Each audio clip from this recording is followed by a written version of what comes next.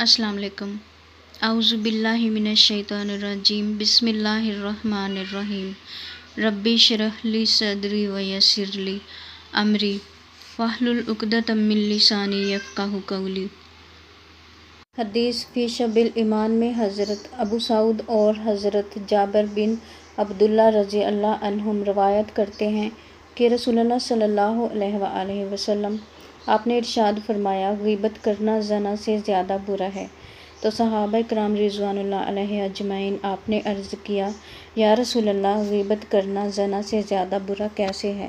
تو رسول اللہ صلی اللہ علیہ وآلہ وسلم آپ نے ارشاد فرمایا، آدمی اگر زنا کر لیتا ہے تو پھر توبہ کر لیتا ہے اور اللہ تعالیٰ اس کی توبہ قبول فرما لیتے ہیں، مگر غیبت کرنے والے کو جب تک وہ شخص معاف نہ کر دے جس کی اس نے غیبت کی ہے تو اس وقت تک اللہ تعالیٰ کی طرف سے اسے معاف نہیں کیا جا سکتا۔